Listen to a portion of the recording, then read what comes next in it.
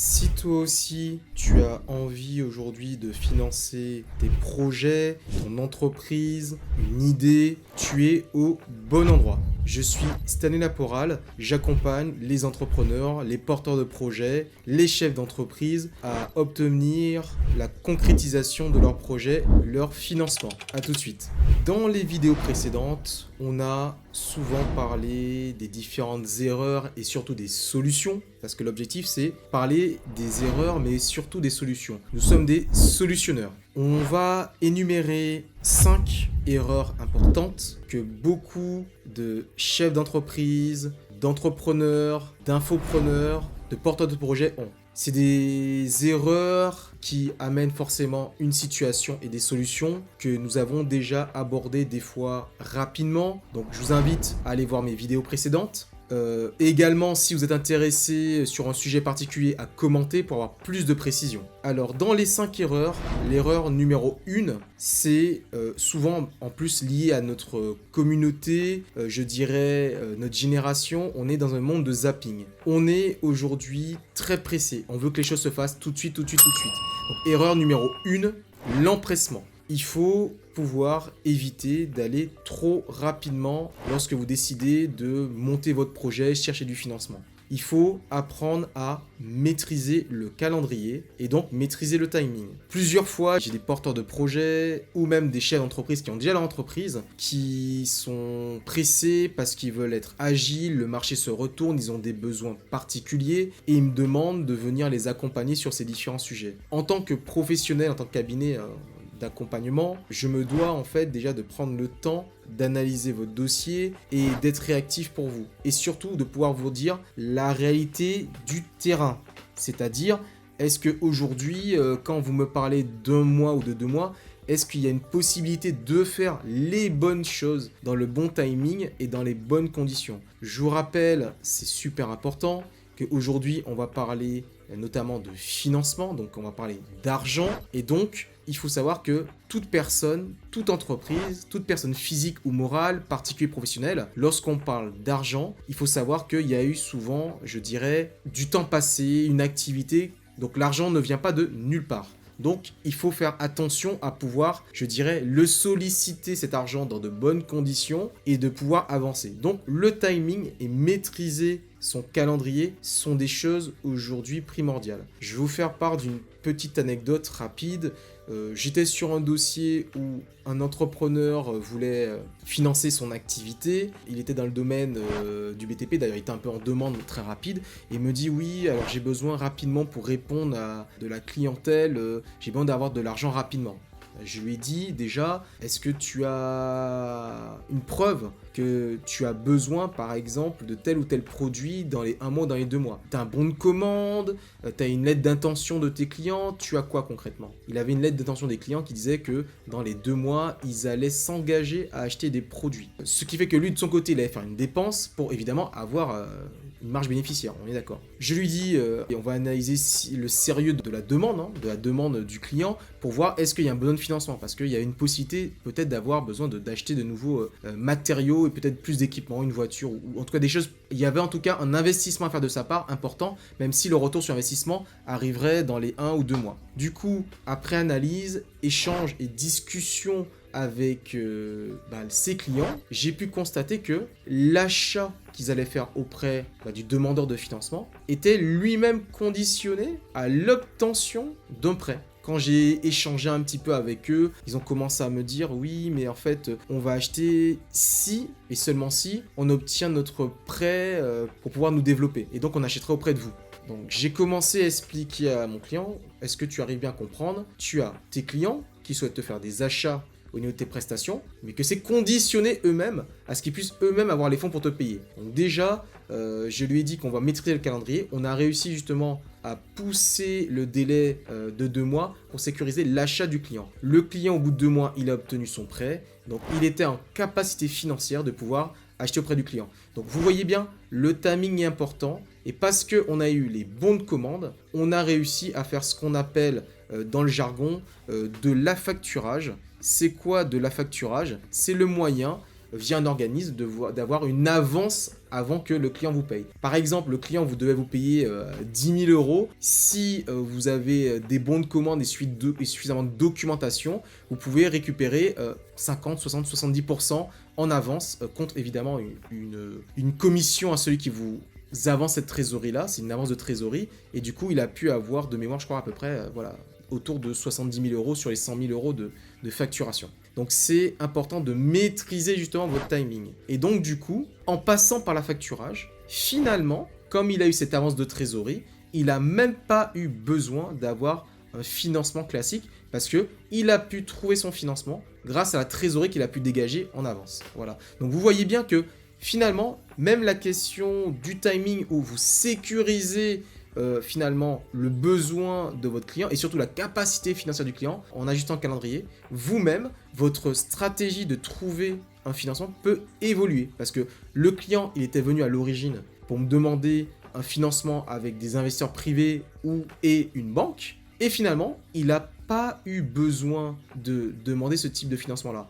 On a sécurisé l'achat du client, ce qui déterminait s'il aurait ou non besoin du financement, premièrement. Et deuxièmement, on lui a obtenu un financement, donc son besoin de trésorerie pour faire l'achat, grâce à l'affacturage. Donc vous voyez bien, maîtriser le timing a plusieurs conséquences, à la fois sur est-ce que votre financement est un réel besoin, et deuxièmement, comment vous pouvez financer votre besoin en financement. Voilà. Donc comment on le structure. Donc ça c'était la première erreur, l'empressement, donc la maîtrise du calendrier. Deuxième erreur qu'on avait discuté déjà, on avait échangé dans une vidéo, c'est la question du profil du chef d'entreprise ou du porteur de projet, du porteur d'idées. Souvent on a une croyance en disant il y a des profils types.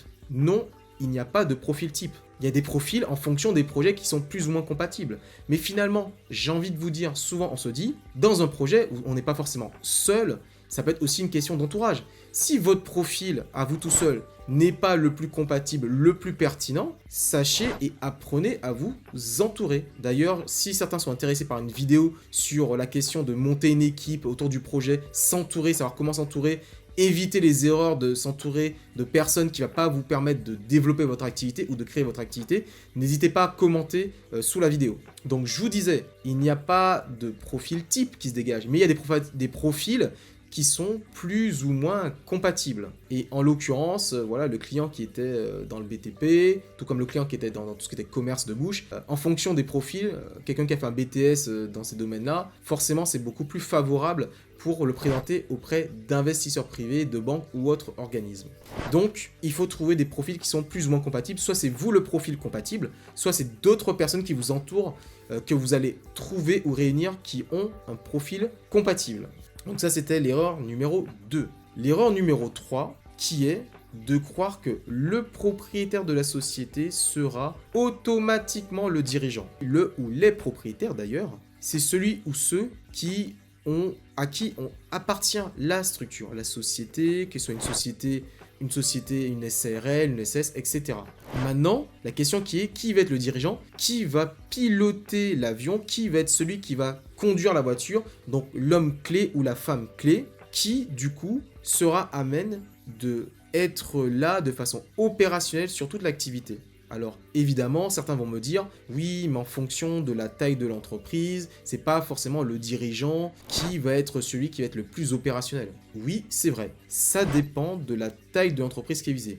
Demain, vous avez un projet de racheter une entreprise qui fait des millions d'euros. Évidemment, quand vous êtes propriétaire de ce type d'entreprise, vous aurez des salariés qui vont piloter en tant que manager certaines fois l'activité globale. Et vous aurez peut-être un rôle plus de supervision ou de donner la vision générale. Et eux, ils vont mettre en place le déroulé de votre vision. Par conséquent, en fonction de la taille de l'entreprise, du profil du propriétaire, vous pouvez plus ou moins avoir des propriétaires dirigeants d'entreprise et certaines fois des propriétaires qui ne sont pas dirigeants de l'entreprise. Exemple, les grandes entreprises du CAC 40, c'est pas forcément, je dirais, la majorité des propriétaires qui est celui qui représente en termes de direction. Donc, ce que je veux dire par là, il ne faut pas faire de confusion, ce sont des rôles différents, des fonctions différentes qui peuvent être ou non cumulatives. Ça, c'était l'erreur 3 qui se dit que tous les propriétaires sont forcément les dirigeants de l'entreprise. L'erreur numéro 4, qui est la question et surtout le sujet du closing prévisible. Pensez que lorsque vous allez mener une action de rachat d'entreprise, de création d'entreprise, de financement de projet, que se dire qu'aujourd'hui tout est prévu, tout est écrit, tout est planifié, je vais vous dire oui, on va faire le maximum pour étudier et mettre en place différentes étapes. Étape 1, 2, 3, 4, 5. Néanmoins, chaque étape pourra éventuellement avoir son lot de turbulences. Par contre, on vous dit que ce n'est pas un long fleuve tranquille. Néanmoins, si vous êtes accompagné, vous pourrez être armé pour pouvoir passer les différentes étapes, la 1, la 2, la 3, la 4, etc. avec quelqu'un qui a suffisamment d'expérience et d'expertise pour vous accompagner dans des bonnes conditions. Il faut savoir qu'aujourd'hui, lorsque vous avez une idée, ou lorsque vous avez une entreprise où vous souhaitez trouver du financement, structurer du financement, obtenir des croissances internes ou externes, lorsque vous êtes entouré par des experts, ça vous permet justement d'arriver à des résultats. Aujourd'hui, si des porteurs de projets viennent me voir et qu'ils ont des résultats, les résultats les plus récents, c'était un porteur de projet qui est venu, il recherchait du financement pour son bateau, il voulait acheter un bateau, il a obtenu son bateau, il est très content.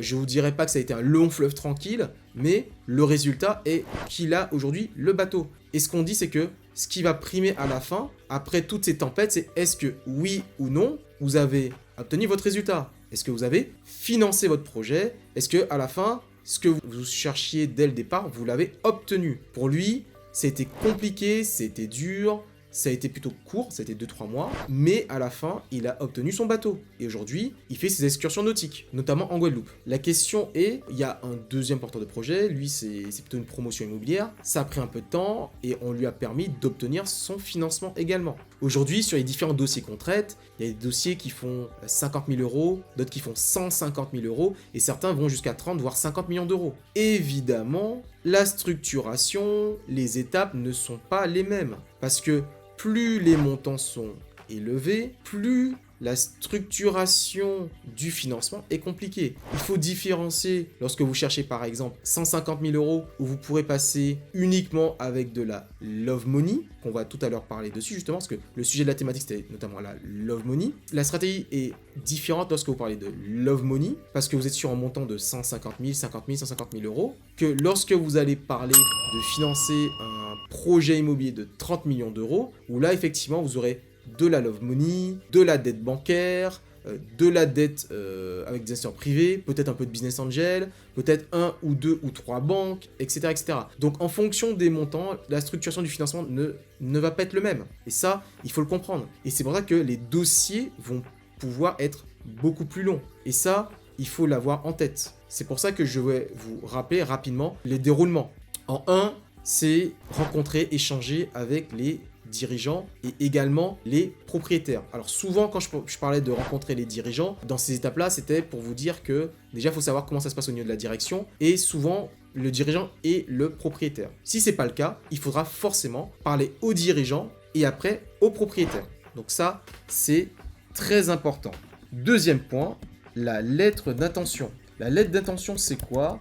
C'est ce qui va vous permettre de pouvoir figer votre volonté de pouvoir acheter une entreprise ou de pouvoir faire une proposition, comme pour l'immobilier, vous faites une offre d'achat, faire une proposition pour acheter soit le fonds de commerce, soit la société. Et ça, il faut réussir à bien le comprendre, c'est la lettre d'intention. La lettre d'intention, je pense qu'on fera sûrement peut-être une vidéo spécifique dessus. Si ça vous intéresse, mettez un commentaire sous la vidéo, spécifique par rapport à la lettre d'intention, comment ça fonctionne, à quoi ça sert, est-ce qu'on peut mettre certaines modalités, pas de modalités. En tout cas, ça permet de figer un premier cadre. Après la lettre d'intention que le propriétaire doit accepter, il dit par exemple, je dis, moi je veux acheter votre entreprise pour 1,5 million d'euros et que lui, il signe dans les conditions et le cadre qu'on s'est mis ensemble, à ce moment-là, ça devient pertinent de passer à la prochaine étape, qui est l'étape de vérification, l'étape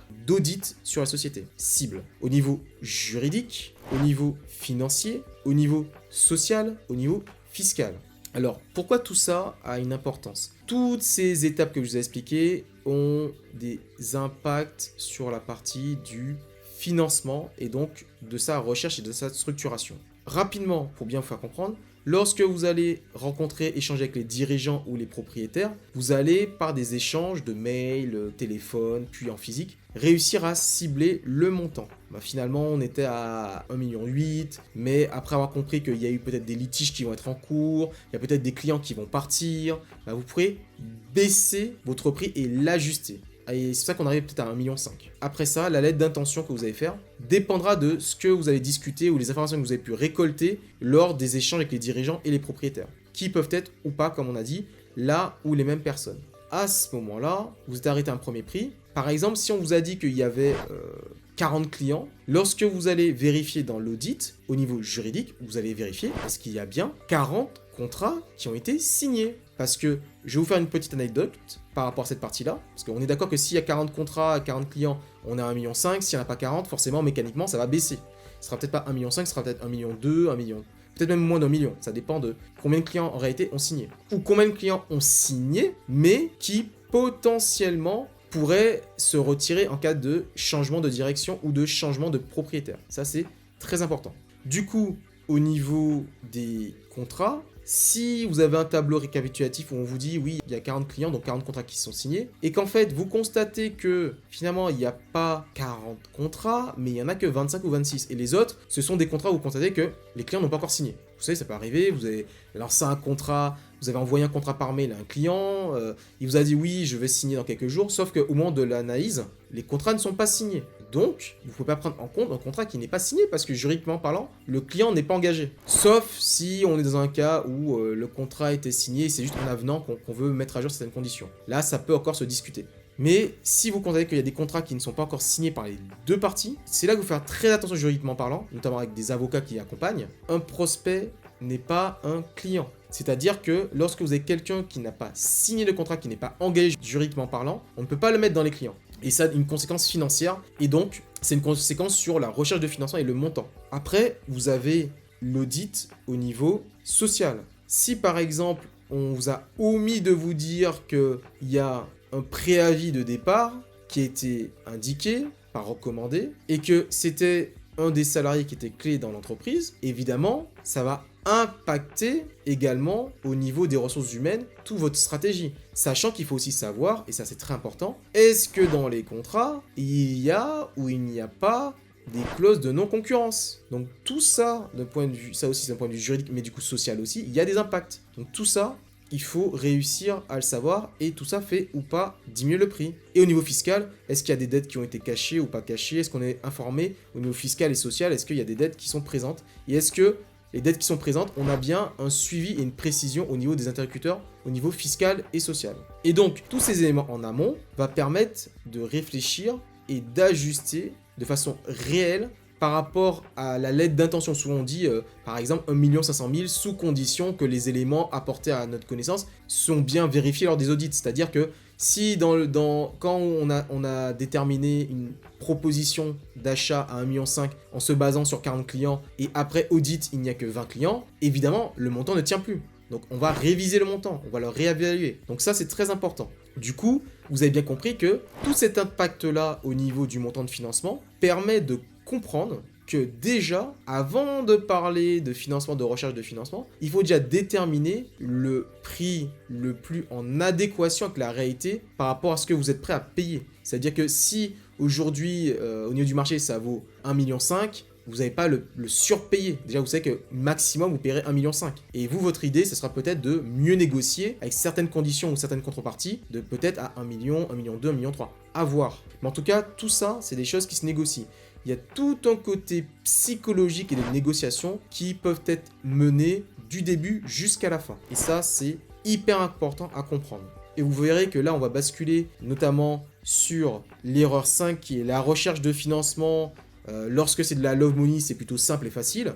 Et vous allez comprendre que dès le départ, c'est un parcours, j'ai envie de vous dire, un parcours qui peut paraître simple, même avec le financement avec de la love money. Mais si ce parcours-là est peu ou pas accompagné, peut devenir réellement un parcours du combattant. C'est-à-dire que pourquoi il y a autant de porteurs de projets qui n'arrivent pas à trouver justement leur financement. Tout simplement parce que des fois, c'est dû à un manque d'accompagnement. Ils ne savent pas comment faire, ils n'ont jamais fait, ils n'ont peut-être pas de réseau, pas de contact, tout est compliqué, tout devient compliqué. Et donc, l'idée, par rapport justement à cette question de recherche de financement, c'est d'arriver à commencer avec, je dirais, ce que tout le monde pense, ce que tout le monde peut avoir, j'ai envie de dire la base, le commencement, la love money. Alors, la love money, ou en français argent de l'amour, c'est l'argent, les fonds apportés par des proches, c'est-à-dire la famille, les amis, tous vos différents réseaux personnels, les collègues.